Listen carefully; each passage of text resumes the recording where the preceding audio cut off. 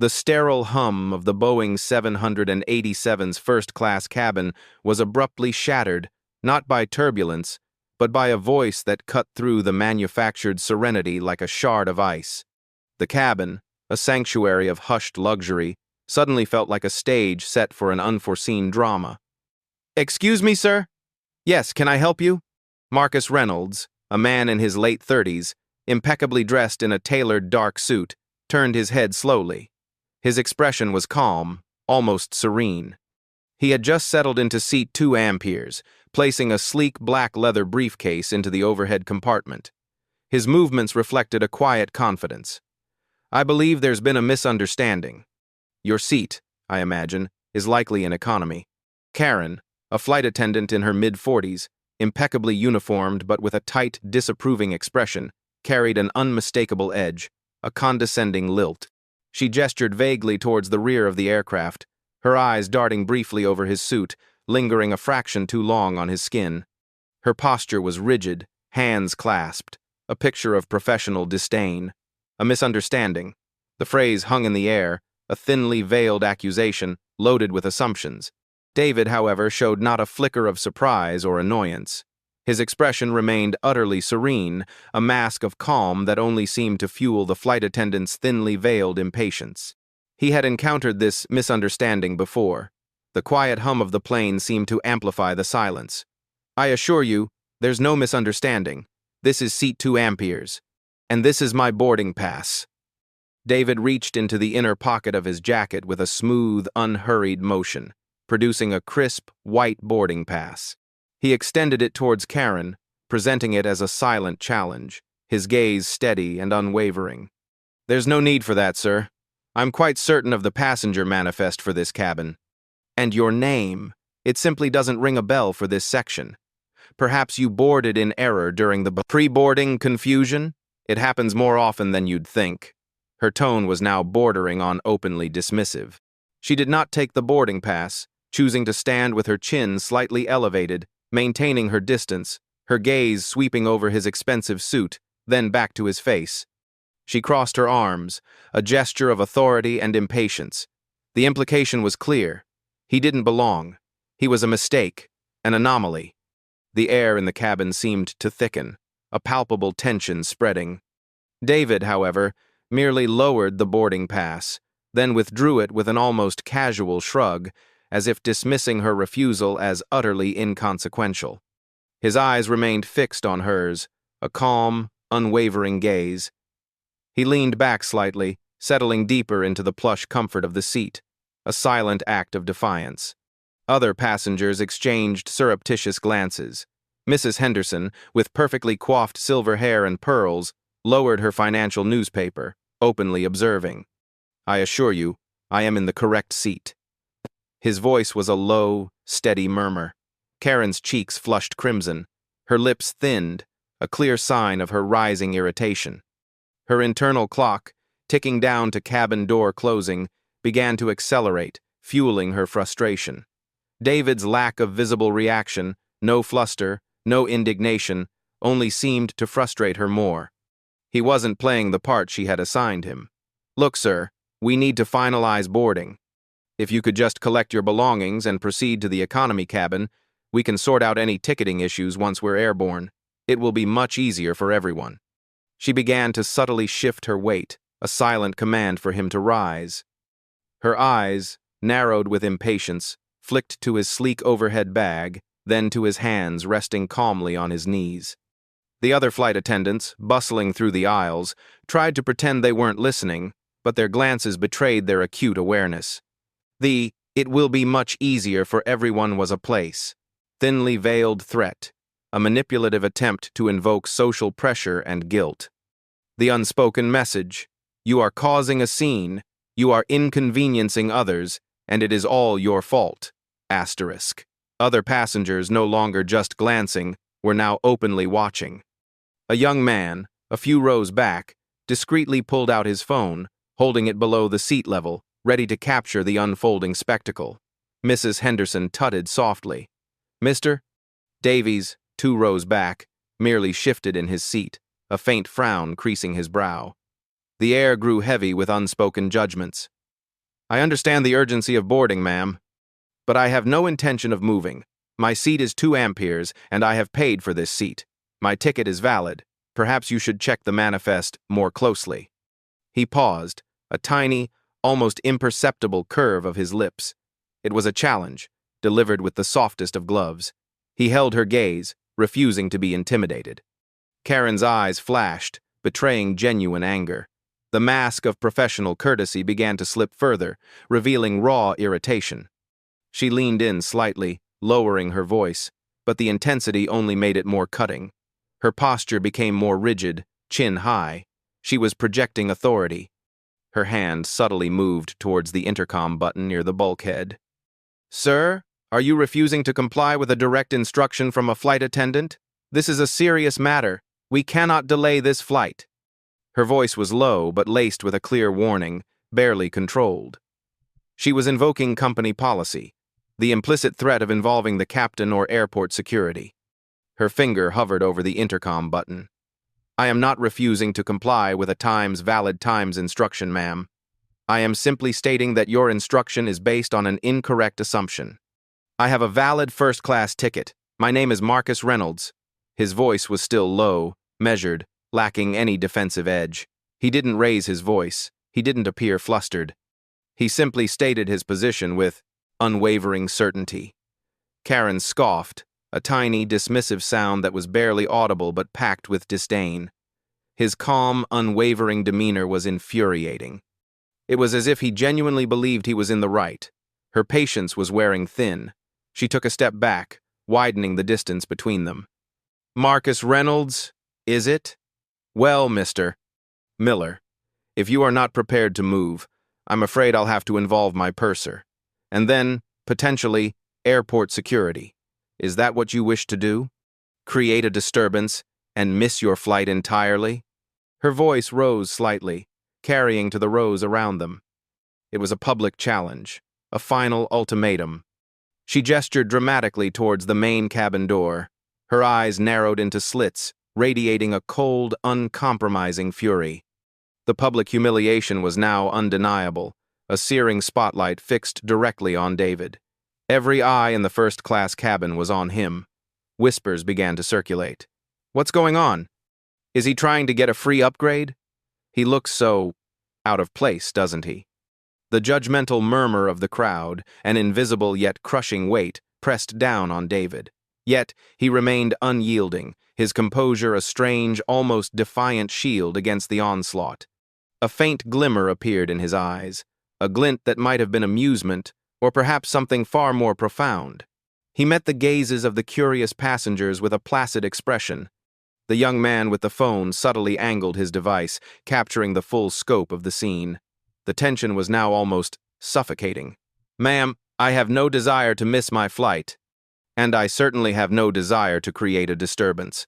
I merely wish to sit in the seat I rightfully booked and paid for. If you wish to involve your purser, or even airport security, please do so.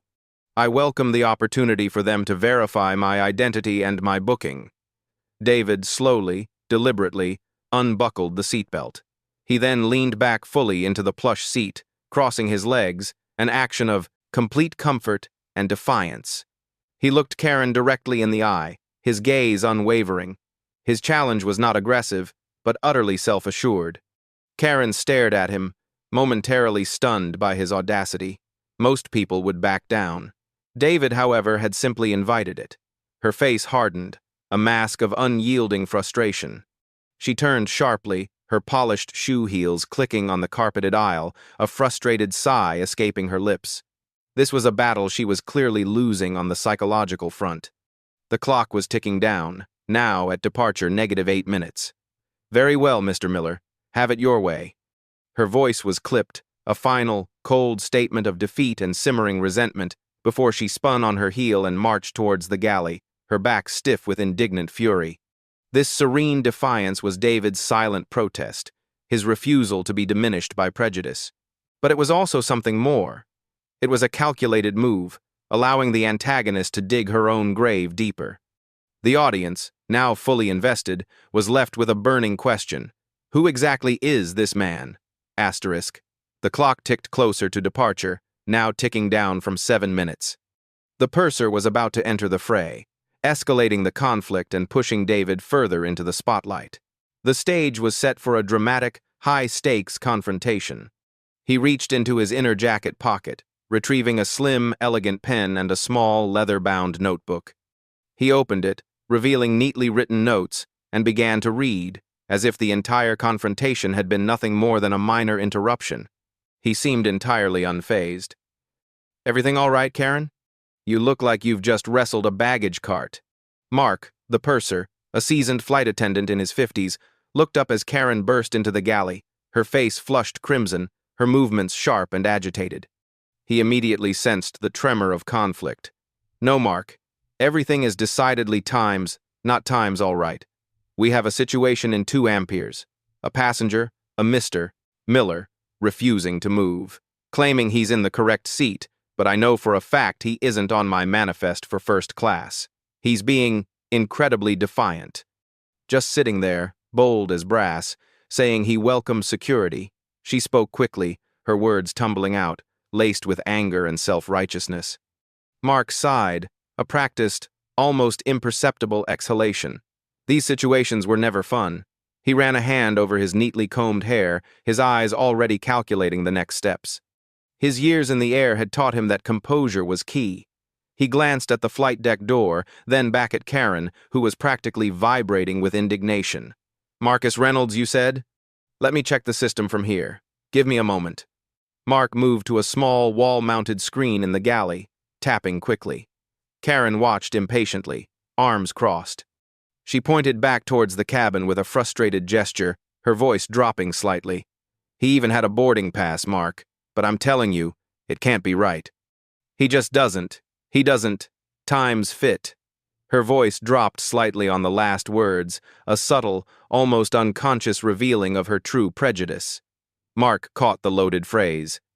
He frowned faintly, but continued typing. The galley was now eerily still, other flight attendants listening with bated breath. The captain's voice crackled over the intercom, announcing a slight delay due to final cabin preparations. A nervous flutter went through passengers in economy. In first class, the quiet hum was broken by murmurs. The clock on the wall showed departure -15 minutes, now ticking down from 5 minutes. The pressure was mounting. A flight attendant from economy poked her head into the galley. "Everything okay up here, Mark? Captain's getting antsy." Mark simply waved her off, his focus entirely on the screen. Miller.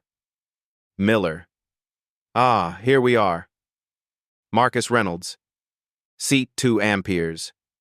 Mark paused, his fingers hovering over the screen, a moment of profound recognition dawning. He scrolled down, then up, scanning the details. He double-checked the booking reference. All indications were clear, utterly unambiguous. He looked back at Karen, confusion slowly morphing into alarm. "No, that's impossible, Mark. No times it's not right. He's in the wrong seat. He must have swapped tickets. Or there's some kind of glitch. There's no way." Karen gasped, her mouth dropping open slightly. She blinked, shaking her head, refusing to accept the evidence. Her earlier confidence began to fray. Her voice was now shrill, bordering on hysteria. The system's cold, irrefutable data directly contradicted Karen's fervent, emotionally charged certainty. This wasn't just about a seat anymore. It was about her authority, her judgment, and her deeply rooted biases. The tension shifted, now a battle not just between passenger and attendant, but within Karen herself. David, meanwhile, remained blissfully oblivious, lost in his notes. "Karen, the system is showing it clearly. Look." Mark stepped aside, gesturing for her to view the screen. She peered at it, scanning frantically. But the screen was clear. Marcus Reynolds, seat 2 amperes, confirmed. Full fare, gold tier, loyalty. A small notification light on the screen began to blink, indicating an unread internal message, but Mark didn't notice it yet. He watched Karen's face, seeing disbelief morph into dawning horror. But his demeanor, and he wouldn't show me his pass properly. He was trying to hide something. I tell you, Mark, he's just trying to take advantage. You know how these things go. People try to sneak into first class all the time.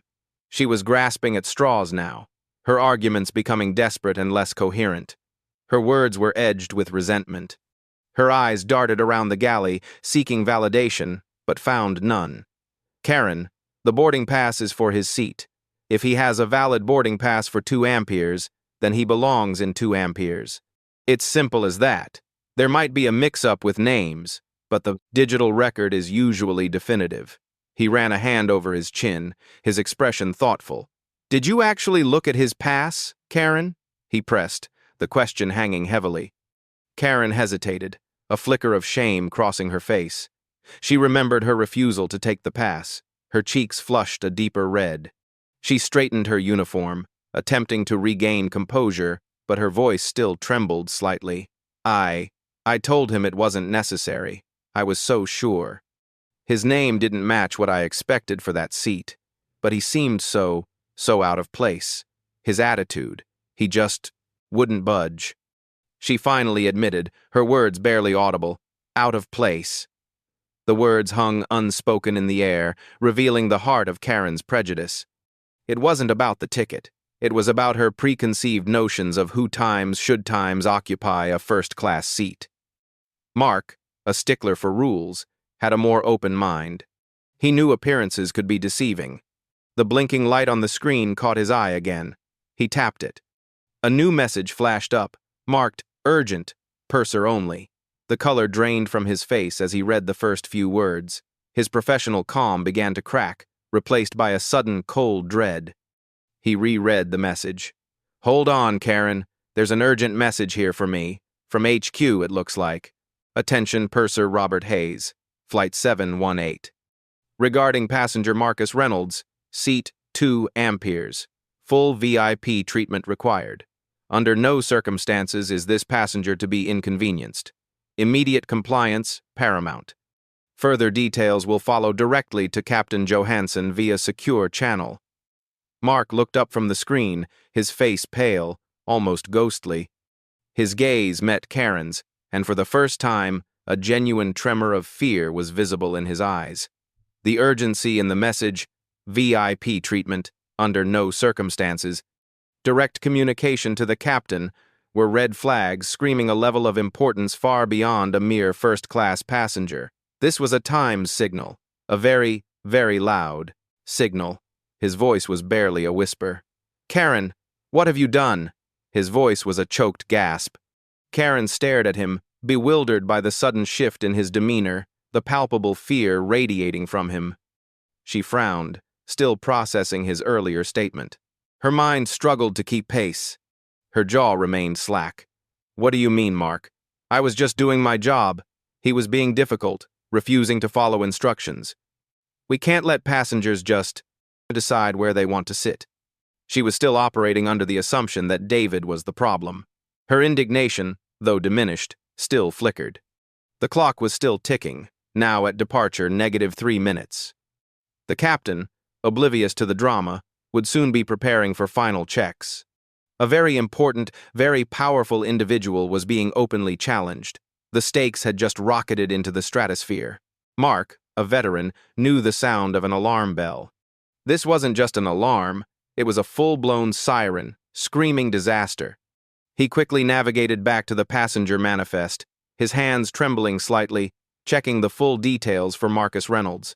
More information popped up, classified, restricted access. The name Miller was associated with Chairman Emeritus, major shareholder, founder's family. The truth was now staring him in the face, cold and undeniable. Karen, this isn't just a regular VIP, this island. This is an Times owner-level Times VIP. The message is explicit, under no circumstances. This isn't just a courtesy. It's a direct order from the highest levels of the company. We are talking about potential, disciplinary action of the most severe kind. Mark gulped, his eyes darting to the curtain, then back to Karen, who still looked utterly lost. You need to apologize, immediately, profoundly, before the captain gets this message. His voice, though hushed, carried an intensity that bordered on raw panic. Owner, you mean? He owns the airline? This airline? The blood drained from Karen's face, leaving it ashen. Her eyes, narrowed in indignation, now widened in horror. Owner-level VIP. He owns this Times Airline. The words echoed in the small galley, each syllable a hammer blow to her carefully constructed world, shattering her reality. The man she had just publicly accused was not just a powerful passenger, but someone who held the very keys to the airline. The realization hit her with the force of a physical blow. Her voice was a strangled whisper, her mind struggling to comprehend the magnitude of her error. Her condescending tone, her dismissive gestures, her threats, all directed at the very person who signed her paycheck. She felt a wave of nausea. The irony was suffocating. She had judged a book by its cover, had allowed her biases to dictate her professional conduct, and in doing so, had inadvertently set a course for her own professional destruction. And the countdown was still ticking, now down to departure -1 minute. The captain would receive the same urgent message any moment now. There was no time to lose. Mark, despite his shock, was already moving, pushing past Karen, whose legs seemed to give way beneath her, heading back into the first-class cabin. He knew David's humiliation was still ongoing. The purser's job was now to mitigate the damage. He rushed out of the galley, leaving a trembling, ashen-faced Karen to confront the ruins of her self-assured world, alone and utterly devastated. "Mr. Miller? Sir? My sincerest apologies for the delay and any inconvenience." Mark, composed despite his internal turmoil, rushed to David's side, his voice ringing with a newfound respect and urgency. His posture was slightly bowed, acknowledging David's true status. David slowly lowers his notebook, bookmarking his page. He looks up, first at Mark, his gaze calm and assessing, then his eyes shift to Karen, lingering there for a beat. Karen, still visibly shaking, had followed Mark out of the galley, her face a mask of utter despair, unable to meet David's unwavering gaze. David's expression remains unreadable, utterly calm, almost detached. He simply waits. "Yes, purser. Is there a problem?" His voice was still soft, but now there was a new, subtle weight to it, a quiet authority. "There has been a grave misunderstanding, sir. My deepest apologies. I have just received an urgent message from headquarters regarding your booking. Everything is, of course, entirely in order. You are in your rightful seat, 2 amperes. Mark paused, his voice strained. He gestured subtly to Karen, who stood a few paces behind him. Flight attendant Karen here was operating under incorrect information. He tried to offer Karen an out, but Karen was frozen, unable to speak. Karen's mind raced, a terrifying montage of her words, her expressions, her dismissive gestures. Your seat, I imagine, is likely in economy. He just doesn't times fit. The racial undertones of her assumptions were now starkly exposed. The humiliation she had tried to inflict on David was now engulfing her, tenfold. She felt the eyes of the other passengers, now clearly judgmental of times her. The young man in seat 4C subtly raised his phone again, capturing every agonizing detail. Incorrect information, you say? It seemed rather like a specific times kind of information, purser. Information based on assumptions, perhaps. His gaze remained fixed on Karen, a piercing stare. The silence in the cabin was profound. The young man with the phone was now openly filming. David's voice, though quiet, cut through the tension. Sir, please, accept my personal apology. There is no excuse for this. Karen was mistaken. Terribly mistaken. Mark looked at Karen again, a silent, desperate plea in his eyes for her to speak. Mr. Miller, I am so sorry. I truly am. I made a terrible mistake. I should have checked your boarding pass properly. I assumed. Karen, finally, found her voice, barely a whisper, hoarse and choked. Her face was ashen, her eyes wide with terror. Her voice trailed off, the word assumed hanging in the air. David listened, his expression unwavering. He let her apology hang in the air, unacknowledged. He was not going to make this easy. He had endured her insults, her public humiliation. Now, it was her turn to feel the full weight of her actions. The clock on the imaginary wall ticked, each second amplifying Karen's agony. The other passengers watched, transfixed. Assumed what? Flight attendant? Assumed that a man who looks like me couldn't possibly belong in first class? Assumed that a black man in a suit must be trying to pull a fast one? His voice was still calm, but now it possessed an undeniable steel. He wasn't asking, he was stating, forcing her to confront the ugly truth of her prejudice. Is that what you assumed, Karen? His gaze, intense and unblinking, bored into her. Karen flinched, as if physically struck. She recoiled slightly, unable to meet his gaze. Her hands trembled violently. She wanted to deny it, but the words were stuck in her throat. The truth, ugly and undeniable, was laid bare for all to see. No, Mr. Miller, I saw your boarding pass, but I didn't verify it with the manifest. It was a mistake, a professional mistake. She tried to pivot, desperately.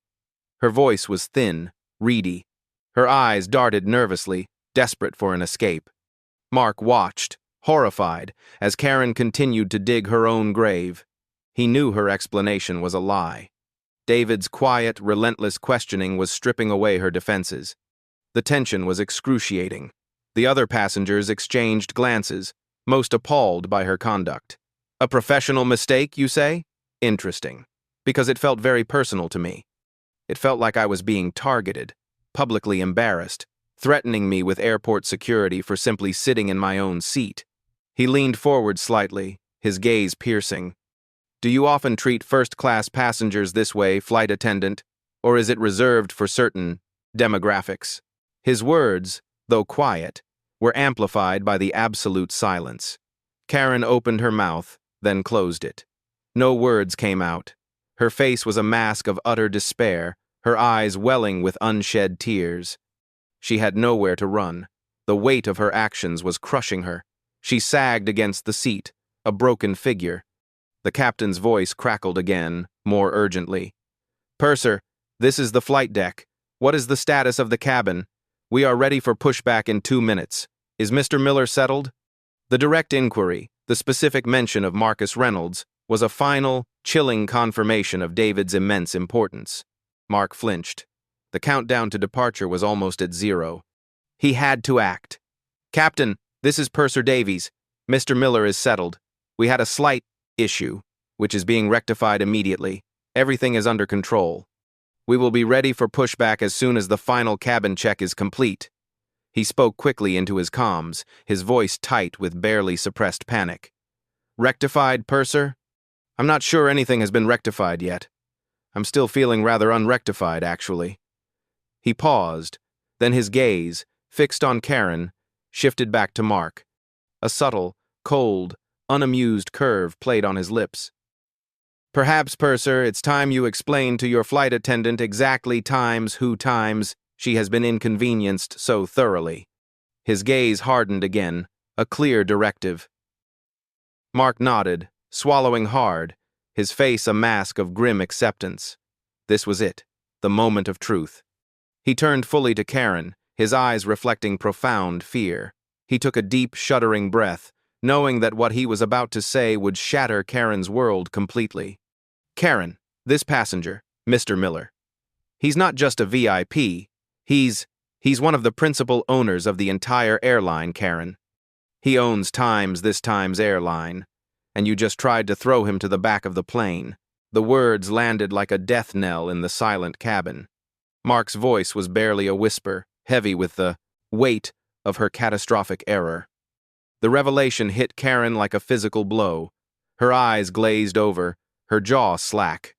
The words echoed in her mind. He owns this Times Airline. The ground seemed to shift beneath her feet. She swayed slightly, clutching at the back of an empty seat. All her bravado evaporated, replaced by utter gut-wrenching dread. It wasn't just her job, it was everything. Her reputation, her career, her livelihood. It was all crumbling around her. The air seemed to leave her lungs. The silence that followed Mark's revelation was deafening. The passengers sat in stunned, wide-eyed disbelief. The sheer irony of the situation was almost comedic. The underdog had just revealed his true identity. Karen, the bully, was now utterly exposed, utterly vulnerable. The reversal of fortune was complete, instantaneous, and brutal. The next phase would be the consequences. David watched Karen's reaction, his expression still calm, but now a flicker of deep satisfaction. He had allowed her to condemn herself. He slowly reached for his phone, a sleek, custom-designed device with the airline's discreet logo etched on the back. He held it up, not to call anyone, but simply to look at it, a quiet display of his power. It was an open loop, a subtle hint of the larger network he commanded, and the impending actions he was about to set in motion. The revelation hung in the air, thick with the weight of shattered assumptions and impending doom. Karen, previously so self-assured, now stood utterly devastated, her face a canvas of disbelief and terror. Her hand clutched the back of seat 3 Amperes, knuckles white, her body trembling uncontrollably. The hum of the aircraft now seemed to vibrate with a sinister, mocking energy. Every passenger in first class was now openly staring. Their hushed whispers had ceased. Owner, I don't. Mr. Miller, please, I didn't know. I swear I had no idea. Her voice was a broken whisper, hoarse and strained. She took a hesitant step forward, hands outstretched, but then stopped. Tears began to stream down her face, a raw, public display of her emotional unraveling. Of course you didn't, Karen.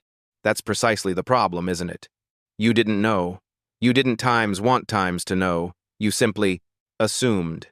And those assumptions, Karen, led you to disrespect a paying customer, to publicly humiliate me, and to attempt to remove me from a seat I legally purchased. His voice was still soft, but now it was imbued with an authority that left no room for doubt. It resonated with profound power, cutting through the stunned silence. He leaned back slightly, his gaze unwavering, almost surgical in its intensity, dissecting her actions. He wasn't yelling, but each word was a precisely aimed arrow, striking at the heart of her professional conduct and personal biases. The calm delivery made his indictment even more devastating. Mark stood frozen, caught between David's wrath and Karen's crumbling form. The entire cabin was witnessing a public reckoning. Mr. Miller, I assure you, this is not representative of our airline's policy. Karen made a grave error in judgment. We train our staff to treat all passengers with respect, regardless of background or appearance. Mark spoke quickly, his voice tight with nervous energy, trying desperately to distance the airline from Karen's actions. He looked at Karen, a subtle, silent warning for her to get a grip. Is that so, Purser? Because from where I'm sitting it felt very much like policy. Or at least, a culture that tolerates such errors in judgment, an error that only seems to occur when the passenger doesn't fit a certain profile. He let the implication hang in the air, a heavy, undeniable truth. His eyes flicked to the phone, then back to Karen, a silent countdown now ticking for her. No, Mr. Miller, that's not true. I've been with this airline for 15 years. I've never discriminated against anyone. It was just a mistake, a moment of confusion. I sincerely apologize. Please, I beg you, don't do anything rash. Her voice cracked, a high-pitched, desperate plea, tears streaming down her face. Her pleas were raw, born of a sudden, brutal realization of her vulnerability. She wrung her hands. Her denials were hollow. Everyone in the cabin knew the truth. David was not interested in her emotional distress. He was interested in accountability and systemic change. He had endured her insults. Now it was her turn to feel the full weight of her actions. 15 years, you say? That's a long time to learn the difference between a mistake and a deeply ingrained prejudice, Karen. He took a deep, deliberate breath, his gaze sweeping over the other passengers. And as for doing anything rash, I assure you, every decision I make is carefully considered. This isn't about me seeking personal revenge. This is about ensuring that no other passenger, regardless of their background, ever faces this kind of humiliating experience again on My Times Airline. He paused, allowing his words to sink in, his subtle emphasis on my airline a chilling reminder of his power. He then looked pointedly at Mark, his expression softening slightly, a hint of professional assessment. He wasn't just observing, he was evaluating Mark's capacity for leadership. "Purser Davies, I appreciate your attempt to intervene, even if it was a little late. But your flight attendant here has just publicly demonstrated a severe lack of professional conduct, a clear disregard for customer service, and, quite frankly, a blatant display of racial profiling. Karen, your employment with this airline is hereby terminated, effective immediately. Consider this your final flight." David's voice, though still calm, was now as cold and unyielding as steel, delivering the pronouncement with unflinching finality. Karen gasped, a choked sound. Her eyes were fixed on David, pleading, terrified. She stumbled backward, her legs suddenly unable to support her, a desperate, almost animalistic cry escaping her lips. The words hit her with a physical force, rendering her utterly breathless. "No! Mr. Miller, please! You can't! This is my life! I have a family! I just made a mistake! Please, I beg you!" She reached out, a desperate, trembling hand, but David merely looked at her, his expression utterly unyielding. There was no joy in his eyes, no malice, just a grim determination. The pronouncement was swift, merciless, and delivered with unflinching calm. The public nature of the firing completed the full circle of her reversal of fortune. Other passengers gasped. "Mrs." Henderson's hand flew to her mouth. The young man's phone remained steady, recording every shattering moment. Mark, the purser, closed his eyes for a split second, acknowledging the inevitable. He knew Marcus Reynolds was not just making an example, he was making a profound statement. Your family, Karen, is something you should have considered before you chose to humiliate mine. Or any other passengers. Your actions today were not just a mistake, they were a demonstration of a discriminatory mindset that has no place in a company that prides itself on inclusivity and respect. He then looked pointedly at Mark, his gaze hardening once more. "Purser, please escort Miss Karen off the aircraft. We will arrange for her bags to be removed from the cargo hold. She will not be continuing this journey." His voice was cold, unyielding. "Yes, Mr. Miller, immediately." Mark's voice was tight, his face pale, but he moved swiftly, approaching Karen. "Karen, you need to come with me, now." His grip was firm. "No, Mr. Miller, please. Give me another chance. I promise, I'll change. I'll never do it again. I'll take sensitivity training. Anything. Just please, don't take my job." Karen shook her head frantically, pulling away from Mark's touch, her body racked with sobs. Her eyes were still locked on David, filled with a desperate, futile hope. David merely shook his head, a slow, deliberate movement that was more devastating than any shouted refusal. There was no compassion in his eyes, only resolve. He understood the pain, but also the deeper cost of allowing such prejudice to persist. This was not a personal vendetta, it was an act of corporate justice. The countdown to departure was now stalled. The captain, undoubtedly, would be listening. "Karen, the time for another chance was when you decided to assume my place on this aircraft. The time for sensitivity training was years ago. Your actions today have demonstrated that you are simply not fit to represent this airline. This decision is final." He then looked at Mark again, a subtle but firm directive. "Purser, I believe I was quite clear. Remove her, now. We have a flight to depart." His tone left no room for argument. Mark nodded, his face grim. He took Karen's arm more firmly this time. She offered a weak resistance, a whimper escaping her lips, but she was utterly defeated. Her shoulders slumped, and she allowed herself to be guided, almost dragged, out of the first-class cabin and towards the main exit. As she passed through the curtain, her eyes met those of Mrs. Henderson, who quickly averted her gaze. The heavy thud of the cabin door closing behind them signaled the end of Karen's time with the airline. With Karen's tearful, ignominious exit, a collective exhale rippled through the first-class cabin. The tension began to dissipate, replaced by awe and understanding.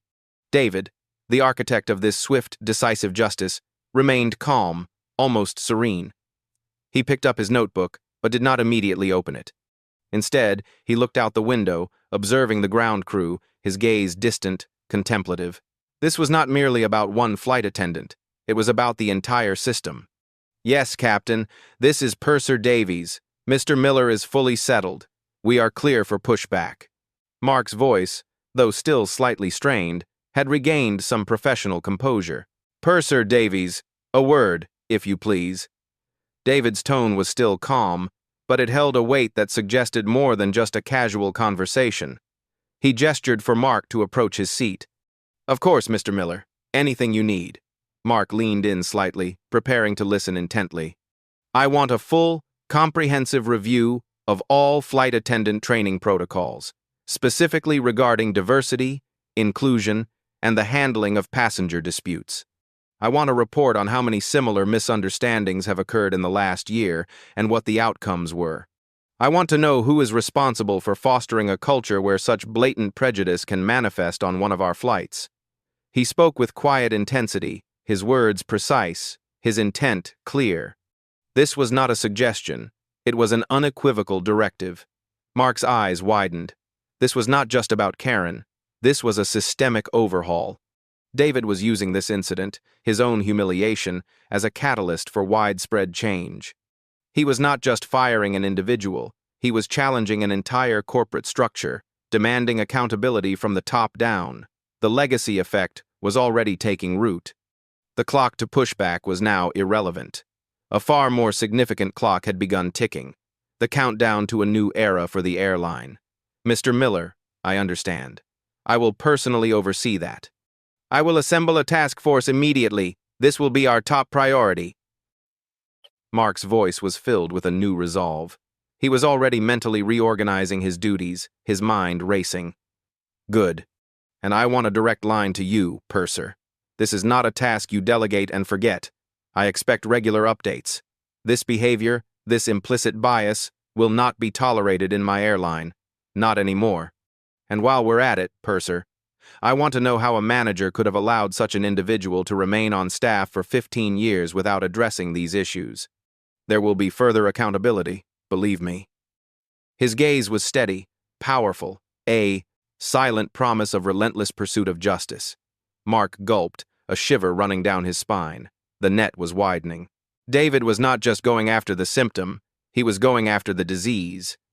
The initial sense of relief at Karen's departure was replaced by a chilling realization that he himself, and many others, were now under intense scrutiny. The internal countdown for the entire management chain had just begun. Marcus Reynolds was not just an owner, he was a revolutionary. His calm demeanor belied a steel-trap mind and an unwavering commitment to justice. The journey had just begun, not just to the destination city, but to a radically different, more equitable future for the airline. The other passengers, who had initially been entertained by the drama, now sat in silent awe. They had seen an underdog rise, not just for himself, but for a principle. David then picked up his phone, but instead of making a call, he began to type. His fingers moved quickly, expertly, crafting a message that would undoubtedly ripple through the highest echelons of the corporate world. It was a subtle, yet powerful open loop, a hint that his influence extended far beyond the confines of the airline. "Purser, can you also get me the contact information for the head of corporate communications? I want a statement drafted immediately. One that addresses today's incident head-on, takes full responsibility, and outlines our commitment to immediate and tangible actions regarding diversity and anti-discrimination training. I don't want any corporate platitudes. I want a statement of genuine intent, a promise to our customers and our employees. Corporate communications. Yes, Mr. Miller. I'll get that for you. Consider it part of the urgent agenda. This is going to be a significant restructuring, sir." Mark was scribbling notes on his tablet now, clearly overwhelmed but determined. "It needs to be, Purser. For too long, companies like ours have paid lip service to these ideals. Today, I experienced firsthand the real-world consequences of that lip service, and I assure you, it will be the last time." He leaned back in his seat, radiating an aura of quiet authority. "I'm sure you have a flight to run, Purser.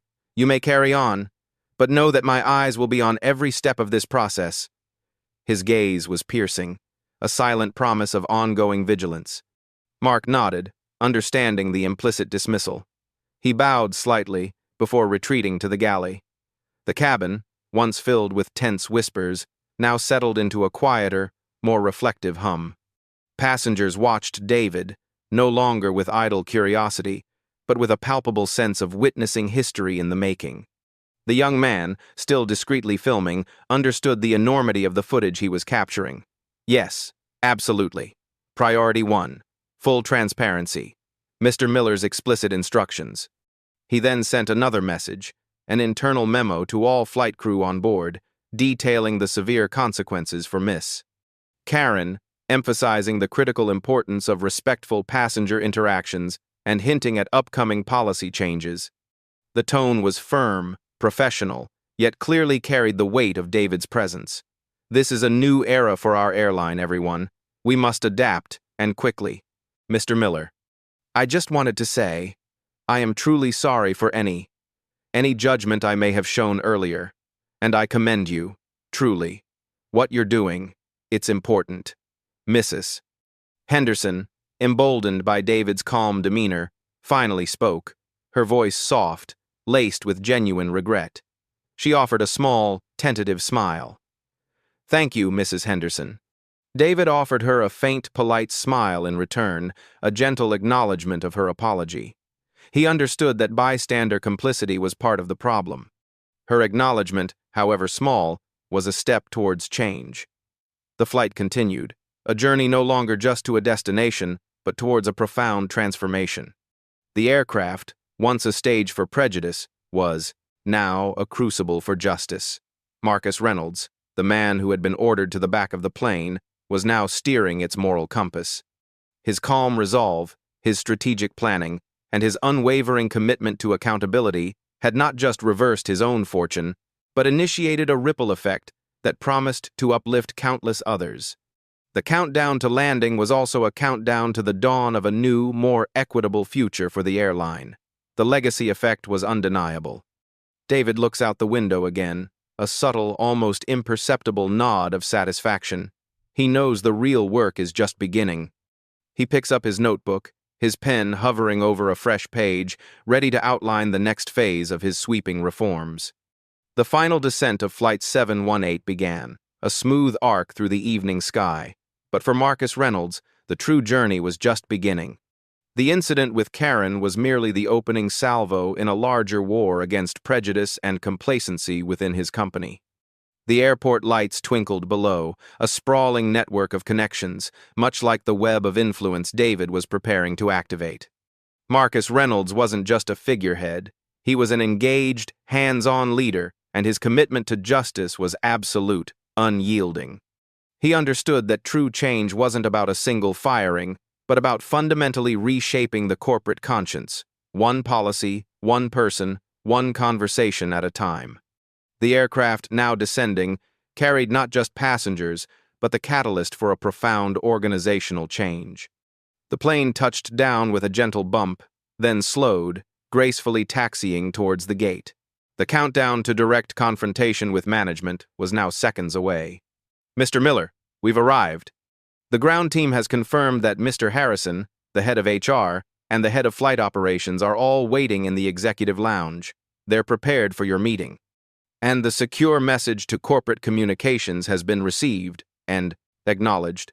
They're already drafting the statement based on your instructions. Mark's voice was now steadier, but still laced with humility, his face etched with the gravity of his new responsibilities. He held a small, secure tablet in his hand. Excellent, Purser. Thank you for your diligence. Ensure every passenger who witnessed today's events, especially those in first class, receives a formal apology from the airline, along with a full refund for their flight. This is not for me, Purser. This is for them. They were subjected to a display of unprofessionalism and prejudice that is simply unacceptable. And ensure Miss Karen's dismissal is handled with full legal compliance, but with no ambiguity as to the cause. David's tone was calm, but his words carried the weight of unquestionable authority, revealing a profound and thoughtful concern. This act of thoughtful consideration further solidified his image as a leader of integrity, moving beyond immediate punitive measures to broader restorative justice. Understood, Mr. Miller. Every detail will be addressed. Consider it done. Is there anything else you require before you head to the lounge? Mark's commitment was clear. Just one more thing, purser. I want you to be present at that meeting. Your perspective as the purser on this flight and your understanding of the ground-level culture will be invaluable. This isn't just about top-down directives, it's about bottom-up insights. Consider yourself part of the new accountability team. David's eyes held a shrewd glint. This move by David was strategic, empowering an honest employee and signaling to management that their direct reports would have a voice. It effectively created a check and balance, ensuring that the changes he demanded would be implemented transparently. The legacy effect was deepening, extending beyond policy to people, fostering genuine change agents within the organization. Mr. Miller, that would be an honor. Thank you. Mark's surprise was evident, quickly followed by a surge of renewed dedication. David gave a brief nod, then turned and began to make his way off the plane. As he walked through the first-class cabin, he met the gaze of the young man who had been filming. David offered a small, almost imperceptible nod of acknowledgement, a silent communion passing between them. The young man's eyes, filled with awe, returned the gesture, his phone still in hand. Marcus Reynolds stepped off the aircraft, not just a passenger, but a force of change landing on home soil. His calm, quiet demeanor belied the immense power he wielded. The camera follows him as he walks down the jet bridge, moving with purpose, ready to face the next challenge. Good evening, gentlemen, and Miss Chen. Thank you for meeting me on such short notice. Purser Davies, please take a seat. David's voice, though polite, carried unmistakable authority. He walked to the head of the polished conference table, maintaining his calm, authoritative demeanor. Mr. Miller, sir, we received the urgent message. We're all deeply concerned by the report from Purser Davies. Please accept our sincerest apologies for the utterly unacceptable incident on Flight 718. This is not who we are as an airline. Greg Harrison, Senior Flight Operations Manager, visibly stressed and pale, spoke first. Sarah Chen, Head of HR, and Richard Stone, Head of Flight Operations, sat stiffly beside him. Is it not, Mr. Harrison? Because from my perspective, what happened today is precisely who you are, or at least, who you have allowed times yourselves to become. David's voice was firm, cutting through the pleasantries. I experienced firsthand blatant racial discrimination and public humiliation, orchestrated by one of your long-standing flight attendants, Catherine Brooks, who, incidentally, you supervised for the better part of a decade. Explain to me, Mr. Harrison, how such behavior could have persisted under your watch. His gaze was unwavering, a laser focus. The atmosphere in the lounge crackled with tension. David wasn't interested in superficial apologies. He was interested in accountability. The spotlight was now squarely on Greg Harrison, the manager who had allowed the personality conflicts to fester. The internal countdown for Harrison's career had just started. Mr. Miller, I assure you I've always taken all complaints seriously. Karen's issues were always framed as customer service problems, never as discrimination. We provided coaching, performance reviews, but she always seemed to skirt the line. I admit, in hindsight, perhaps I should have pushed harder, been more discerning. Greg stammered, clearly on the defensive. Mr. Miller, as head of HR, I take full responsibility for any lapses in our internal reporting and disciplinary processes. We have initiated a full review of all of Miss Jones's records, and we're looking into how these personality conflicts were classified and addressed. It's clear there's a need for a more robust system for identifying and acting upon potential discriminatory behavior. Sarah Chen spoke with a controlled, professional tone, attempting to mitigate the damage. Potential discriminatory behavior, Miss Chen. Today, it was actual, blatant, discriminatory behavior. And for it to escalate to the point where an airline owner is subjected to it indicates a systemic failure that runs far deeper than just one flight attendant. Mr. Stone, as head of flight operations, what measures are in place to prevent such incidents? What is your strategy for fostering a truly inclusive environment among your cabin crew, not just on paper, but in practice? David's questions were pointed, meticulously crafted. Mr.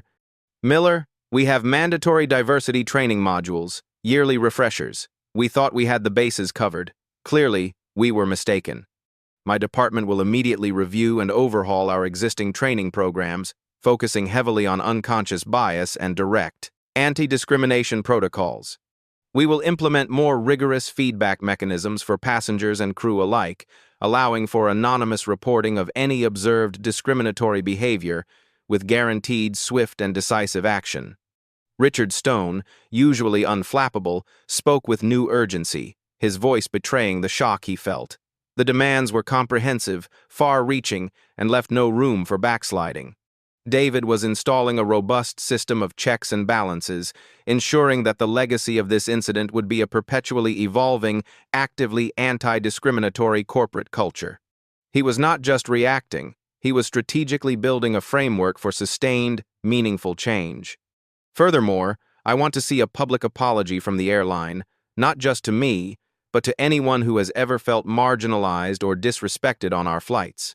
This statement must be sincere, explicit in its condemnation of discrimination, and include concrete steps we are taking to prevent future incidents. And finally, I want to initiate a mentorship program, specifically for young, aspiring minority professionals, ensuring they see a clear path to leadership within our organization. This isn't just about rectifying past wrongs, it's about building a more equitable future. David's vision was holistic. Sarah Chen and Richard Stone exchanged glances, a mixture of trepidation and resolve. They understood the magnitude of David's vision. Purser Mark, listening intently, felt a surge of quiet admiration. Marcus Reynolds's transformation from humiliated passenger to corporate revolutionary was complete. He had turned a moment of personal injustice into a powerful catalyst for systemic change. His story transcended personal triumph, becoming a blueprint for how individuals can challenge and ultimately change the very systems that oppress them. The legacy of Flight 718 would be etched into the airline's history. I trust we are all clear on the path forward. I expect swift and demonstrable progress. Good evening. David stands, indicating the meeting is concluded. He picks up his briefcase, his gaze sweeping over the now subdued executives. He then turns and walks out of the lounge, Purser Mark following closely. The camera stays on the three executives, their faces grim, overwhelmed by the enormity of the task ahead. The door closes behind David and Mark. What you just witnessed was more than a story of one man's triumph over prejudice. It was a stark reminder of the hidden biases that can permeate even seemingly professional environments. It was a masterclass in how unwavering dignity, strategic patience, and an unshakable belief in justice can dismantle ingrained systems of discrimination. Marcus Reynolds's quiet strength didn't just win a battle, it started a revolution. Have you ever been underestimated? Judged unfairly because of how you look, where you come from, or what people assume about you? Have you faced a Karen in your life, someone who tried to put you in your place based on their own narrow worldview? We all have. This isn't an isolated incident. It's a reflection of deeper societal issues we still struggle with every single day. This story isn't just about a flight attendant. It's about all the everyday prejudices that chip away at our dignity, that try to push us to the back of the plane, metaphorically speaking. It's about the profound power of standing firm, of knowing your worth, even when the world tries to tell you otherwise. It's about realizing that your quiet strength, your unwavering resolve, can be the most potent weapon against injustice. We want to hear your stories. Share your experiences in the comments below. Tell us about a time you faced discrimination or were underestimated, and how you responded. Did you have a Marcus Reynolds moment? Did you rise above, not just for yourself, but for others who might follow? What was the outcome? How did it change you, or the situation around you? Your stories are powerful, and they deserve to be heard. If this video resonated with you, if it ignited a spark of hope or defiance, please hit that like button. Share this video with someone who needs to see the power of standing up against injustice. Tag a friend who might have a story to share. Let's amplify these crucial conversations. And most importantly, subscribe to our channel for more stories of triumph over adversity, for narratives that inspire change, and for a community that believes in fighting for a more just and equitable world. Don't forget to hit the notification bell so you never miss another empowering story like Marcus Reynolds's. Let's continue this conversation, not just in the comments, but in our daily lives, in our workplaces, in our communities. Let's build a movement of awareness and action, where empathy is paramount, where accountability is non-negotiable, and where prejudice has no hiding place. Let's make sure that the Karens of the world are held accountable for their actions and their biases, and that the Marcus Reynolds are celebrated, not just for their personal victories, but for the systemic change they inspire. Join us in demanding a world where dignity, respect, and equality are not just ideals, but lived realities for everyone, everywhere.